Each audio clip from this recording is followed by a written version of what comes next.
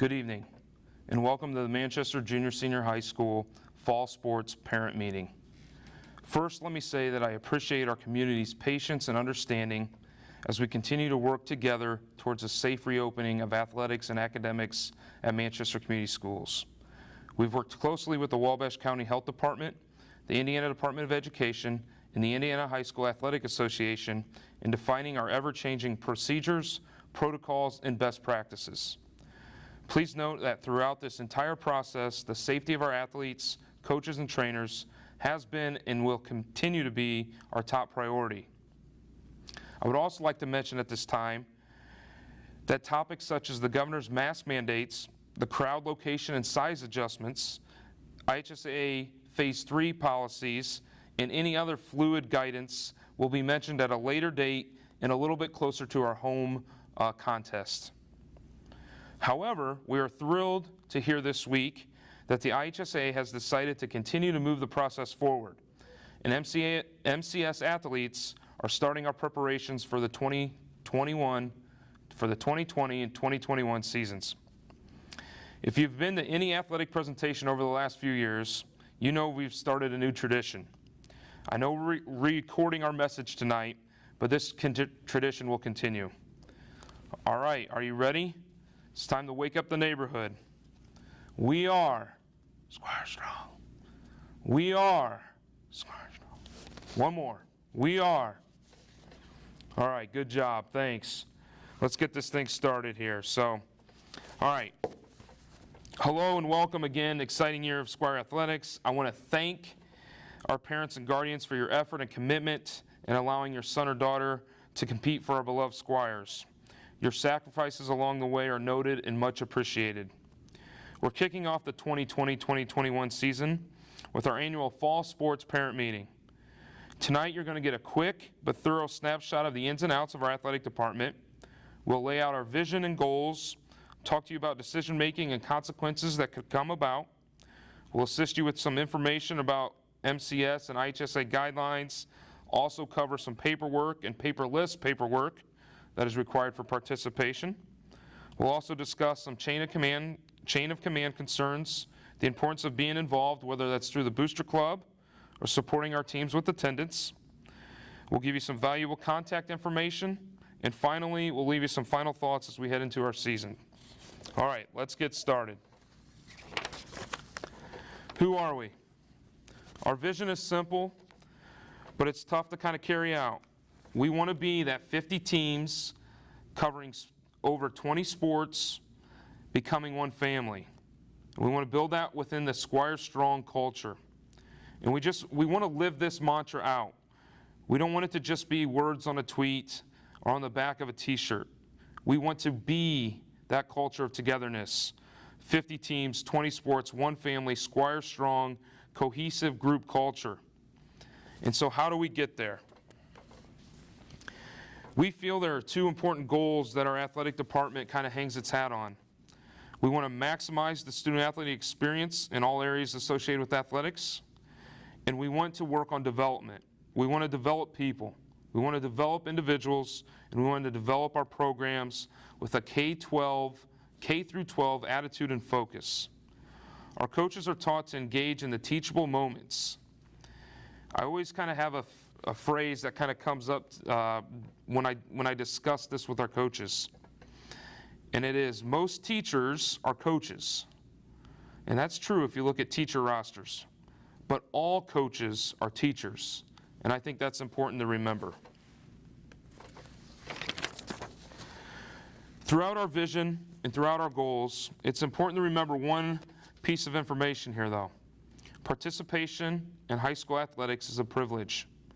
Those who choose to participate will be expected to follow a series of code of conduct 24/7 and 365. This was established by our administration and other specific coach rules for their sport. Athletes represent their school and their student body. Athletes are to conduct themselves in a manner that is becoming of them, their family, MCS, and the community.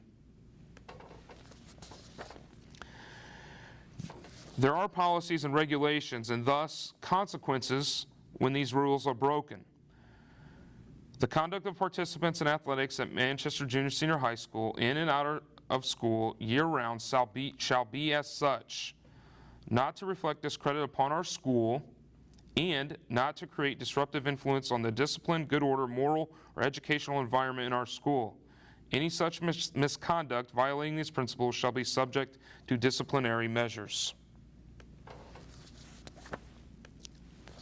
Oops, I think I went too far there.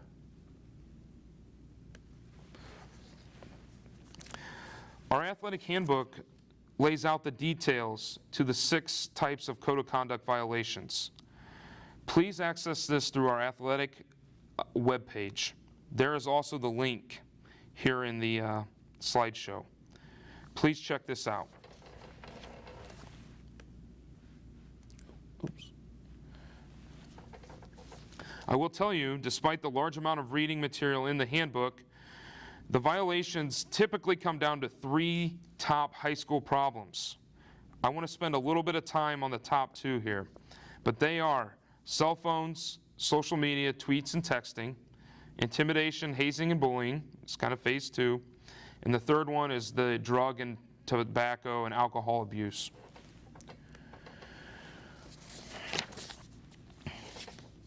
Looking at the cell phone, we have a cell phone and camera policy that I need everyone to be aware of. All cell phones and cameras of any device are to be secured unseen within any Manchester Junior Senior High School locker room and restroom. This applies to all athletic-related participants, managers, coaches, and players. I do have a few stories to share with this, but I'm not going to I'll spare you the details tonight, but I have seen a young man's life completely changed because he was filming a classmate screwing around, dancing in the locker room, being unaware of what was at the top of the screen. So please talk to your student athletes about the conduct in the locker room and the restroom with our cell phone policy. To continue with this, we also see situations with student athletes are responsible for information contained in written or electronic transmissions and any information posted on a public forum domain. Your Facebook, your Twitter, Instagram, your Snapchats, your YouTubes, your TikToks, whatever else you guys got going on. Any inappropriate, ill-meaning, or derogatory material shall not be posted in any public domain and may be subject to school and legal disciplinary action. Again, continuing with social media, texting, and tweets. Texting, tweeting, and the use of other social networks to disparage or criticize the team or other students, opponents, coaches, or any other school personnel will be deemed conduct unbecoming of a Manchester student athlete.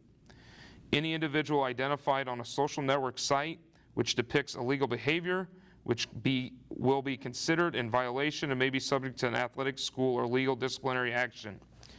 It still continues to amaze me how many stories you hear about colleges who are withdrawing scholarships due to high school social media behavior. The other one I want to look at here is hazing and bullying.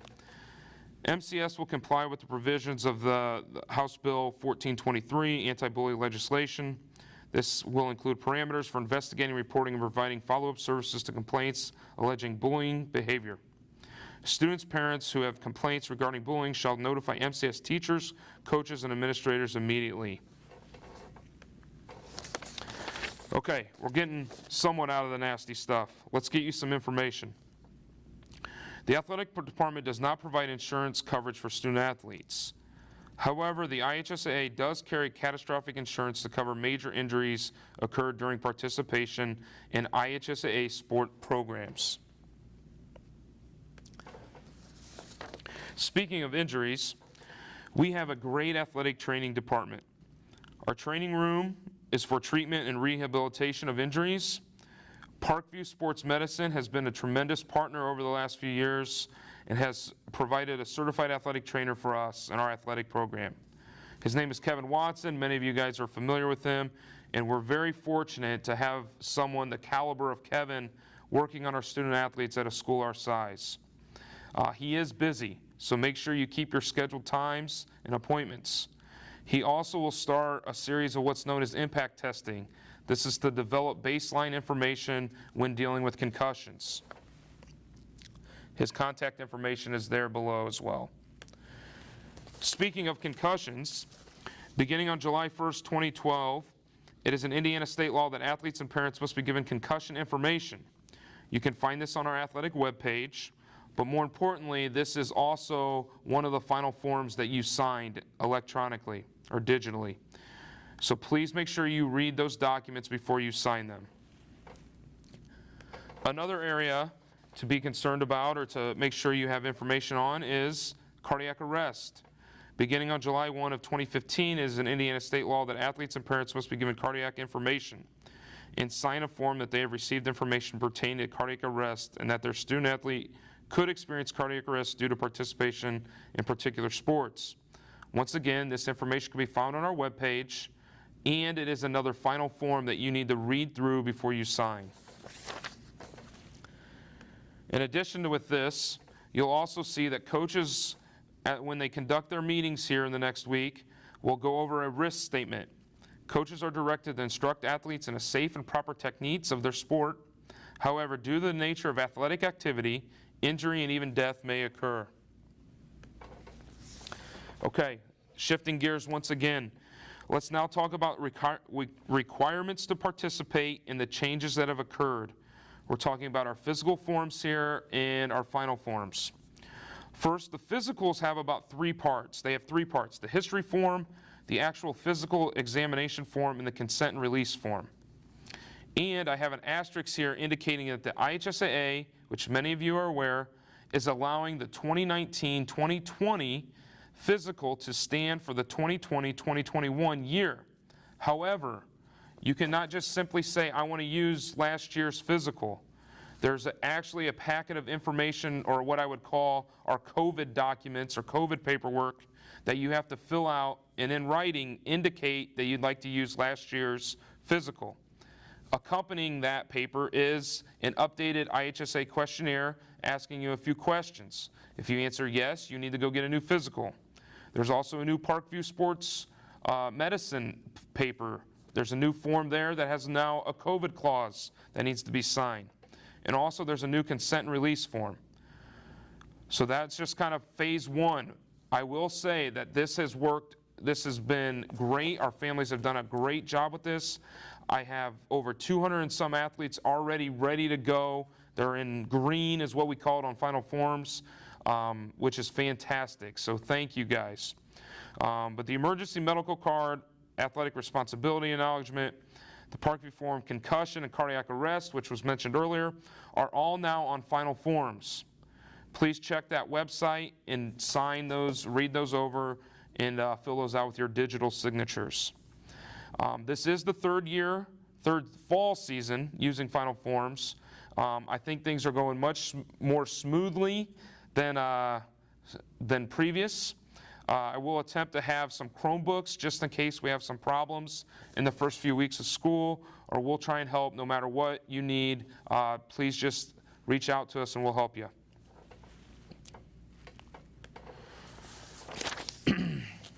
Another hot topic lately is eligibility. And the IHSAA has released a new policy here, and I'd like to kind of read that to you today. Here's a look at that guidance from the IHSAA. Virtual options in athletic participation in the fall. Scenario 1.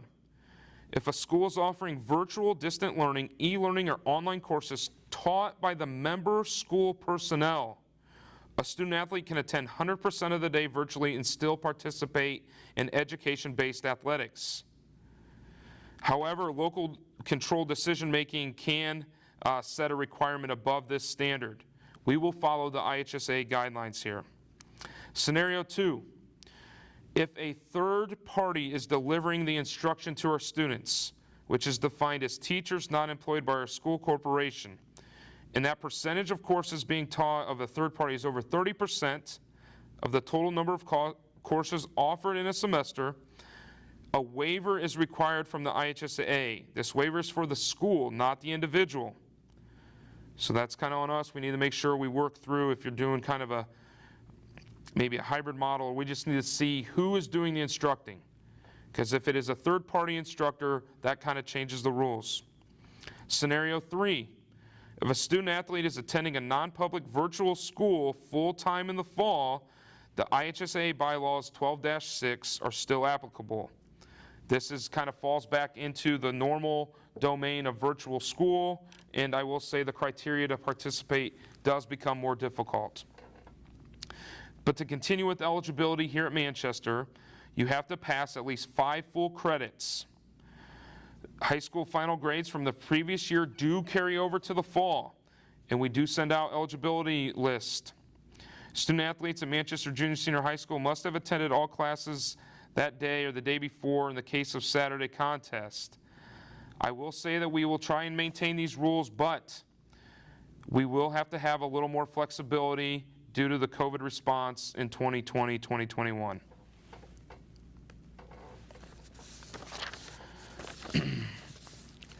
Another area to talk about is athletic fees. Each athlete is required to pay $15 activity fee per season they compete. This must be paid prior to the first away contest or they cannot travel to that event. Another fee that we're looking into is locks, but not this season, not this year. Coaches will issue all locks and collect them at the end of the year.